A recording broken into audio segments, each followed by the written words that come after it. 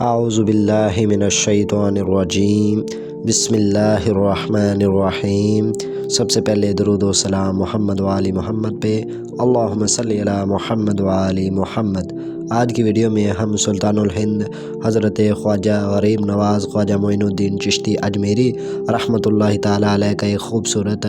فرمان آپ کے ساتھ شیئر کریں گے۔ حوالہ ہے ہشت بہشت میں۔ حضرت خواجہ معین الدین چشتی اجمیری علیہ رحمہ بیان کرتے ہیں کہ سب سے بڑی جو بد دعا ہے نا، سب سے بڑی بد دعا وہ ہے خاموشی۔ کیونکہ جب انسان خاموش ہو جاتا ہے تو قدرت اس کی طرف سے جواب دیتی ہے۔ یعنی جب کوئی ہمارے ساتھ زیادتی کرتا ہے، ظلم کرتا ہے، لیکن ہم اسے اف نہیں کہتے، اپنے دانت پیستے رہتے ہیں، لیکن خاموش ہو جاتے ہیں، اپنے غصے کو پی جاتے ہیں، اور پھر ہماری طرف سے قدرت جواب دیتی ہے۔ اور جب قدرت جواب دیتی ہے، آپ فرماتے ہیں، تو وہ انسان کو پیس کے رکھ دیتی ہے۔ یعنی ایک تو ہمارا جواب دینا، زیادہ سے زیادہ ہم کیا جواب دے سکیں گے؟ اس کو ماریں گے، پیٹیں گے، گالیاں دے دیں گے، بس زیادہ سے زیادہ یہ کر سکیں گے۔ لیکن آپ فرماتے ہیں جب انسان خاموش ہو جاتا ہے، اپنے دانت پیس پیس کے وہ اپنے غصے کو پی لیتا ہے، تو اس کی طرف سے قدرت جواب دیتی ہے، اور جب قدرت جواب دیتی ہے تو وہ انسان کو پیس کے رکھ دیتی ہے۔ وہ ایسا جواب دیتی ہے کہ انسان یاد رکھتا ہے۔ اب آپ کا ایک مرید تھا، اس میں ہشت بہشت میں یہ حوالہ ہے کہ آپ کا ایک مرید تھا، اس کی مرغیاں، یعنی اس کا جو پڑوسی تھا، وہ روز اس کی مرغیاں چوری کر کے لے جاتا تھا۔ وہ بہت پریشان ہوتا تھا، حالانکہ اس کو پتہ بھی تھا کہ یہ لے کے جاتا ہے۔ وہ پڑوسی کے ساتھ گالم گلوچ کر کے بولا بھلا اس کو روز کہتا تھا، لیکن پھر بھی وہ اس کا پڑوسی باز نہیں آتا تھا اس کام سے۔ لیکن اس نے جب تنگ آ کے پھر حضرت خواجہ معین الدین چشتی اجمیری رحمۃ اللہ علیہ کی بارگاہ میں حاضر ہوا اور فرمایا کہ حضور اس طرح میرا پڑوسی ہے، وہ روز میری مرغیاں چوری کر کے لے جاتا ہے۔ آپ حضرت خواجہ معین الدین چشتی اجمیری علیہ رحمہ نے فرمایا کہ تو کیا کرتا ہے اس کے بدلے میں؟ تو اس نے کہا کہ حضرت میں اس کو گالم گلوچ کر کے برا بھلا کہہ کے چپ کر جاتا ہوں، اور میں نے کیا کرنا ہے؟ تو آپ نے کہا تو نے ایسا نہیں کرنا،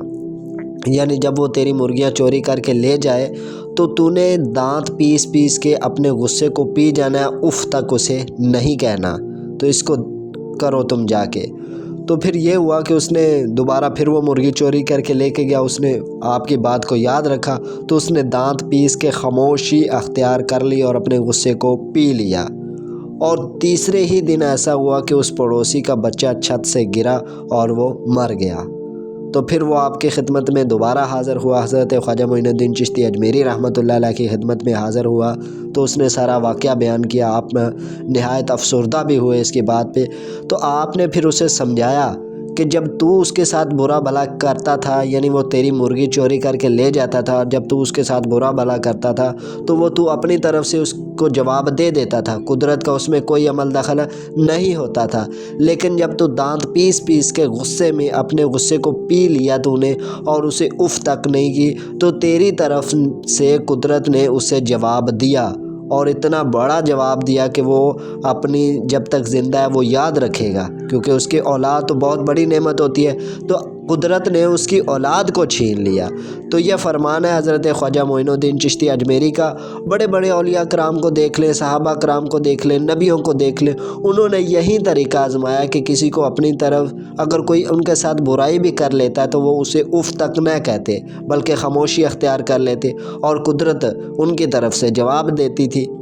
اسی طرح دیکھ لیں کہ ہلاکو خان کا ایک واقعہ بھی حضرت خواجہ معین الدین چشتی اجمیری رحمۃ اللہ علیہ نے لکھا ہے کہ کس طرح اس نے اتنے لاکھوں مسلمانوں کو قتل کیا۔ ایک دفعہ وہ بازار میں جا رہا تھا تو کچھ مسلمان کھڑے ہوئے تھے، سودا سلب لے رہے تھے، تو اس نے کہا کہ ابھی بھی مسلمان ہیں دنیا میں نے اتنے مسلمانوں کو ختم کیا۔ اس نے کہا لگاؤ ان کو لائنوں میں۔ تو جب لائنوں میں لگایا تو ایک بوڑھا جب پہلے کو قتل کرنے کی باری آتی تو وہ اپنی لائن چھوڑ کے 2-3 بندوں کو چھوڑ کے پیچھے چلا جاتا کہ کچھ وقت تک میں موت سے بچ جاؤں گا۔ پھر دوسری کو قتل کرنے کی باری آتی تو وہ پھر پیچھے چلا جاتا۔ ہلاکو خان یہ دیکھ کر بہت مسکرا رہا تھا کہ یہ بابے کو پتہ تو ہے کہ میں نے مرنا ہی مرنا ہے، لیکن پھر بھی یہ پیچھے پیچھے جا رہا ہے۔ تو جب ایسا ہوا کہ جب وہ بچے کی باری آئی، جب وہ بابے کی باری آئی قتل ہونے کی، تو اس نے کہا کہ ہلاکو خان نے اس بزرگ سے پوچھا کہ تو پیچھے پیچھے کیوں جا رہا تھا، تجھے کوئی ہے بچانے والا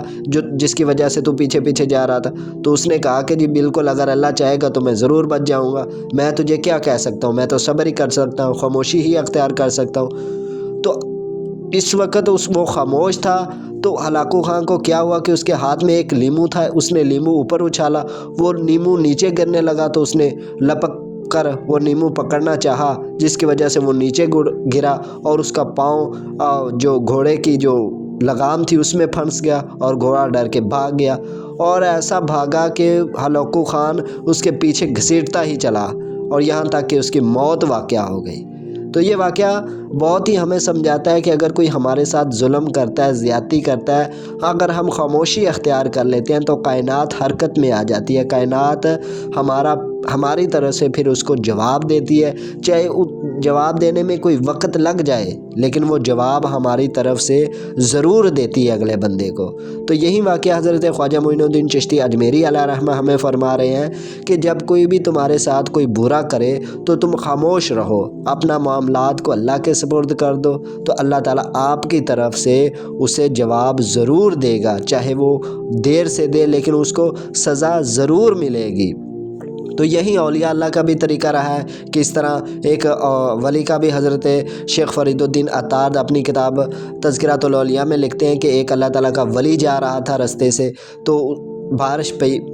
تھی، تو بارش کی وجہ سے اس کا پاؤں کیچڑ پہ لگا، تو 2-3 چھینٹے ایک نوجوان اور اس کی محبوبہ بیٹھی ہوئی تھی تو اس کے اوپر پڑے،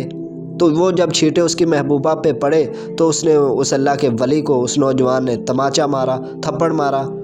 تو وہ آگے گزر گئے، اس نے اف تک نہیں کی، اللہ کے ولی نے ذرا سا بھی اس کو اف تک نہیں کی، لیکن وہ نوجوان اس کے بعد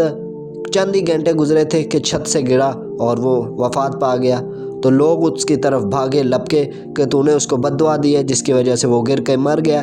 تو انہوں نے کہا کہ میں نے تو کوئی بد دعا دی ہی نہیں ہے، میں نے تو خاموشی تھی، نہ ہی میں اس کو بد دعا دینا چاہتا ہوں، نہ ہی میں نے اس کو کوئی بد دعا دی ہے، لیکن میں جس سے محبت کرتا ہوں اللہ تعالیٰ اس کو کیسے چھوڑتا، کیونکہ اس کے دوست کے ساتھ اس نے برا بھلا کا، اس کے دوست کے ساتھ اس نے ظلم کیا ہے، تو اللہ تعالیٰ نے میری طرف سے تو جواب دینا ہی دینا تھا، میں نے اس کو کیا جواب دے سکتا ہوں یا میں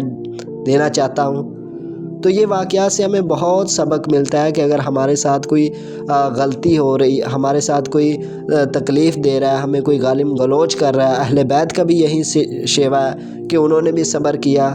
تو اللہ تعالیٰ نے ان کی طرف سے کس طرح ان کو عذاب دیا، لوگوں کو جنہوں نے ان کے اوپر ظلم کیے آج تک وہ دنیا میں ذلیل و رسوا ہو رہے ہیں، ان کی نسلیں تک ذلیل و رسوا ہو رہی ہیں، لیکن اہل بیت کو دیکھ لیں، وہ بھی آج لوگوں کے دلوں میں ہیں، ان کی آل بھی آج لوگوں کے دلوں میں ہے، ان کا بھی نام آج تک لوگ جپ رہے ہیں، ان کی اولادوں کی بھی خدمت کر رہے ہیں۔ کس وجہ سے کر رہے ہیں؟ کیونکہ انہوں نے اپنے تمام تر معاملات اللہ تعالیٰ کے سپرد کیے، کسی کو اپنی زبان سے اف تک نہیں کی، حالانکہ دشمنوں کے ساتھ بھی انہوں نے رحم دلی ہی کی۔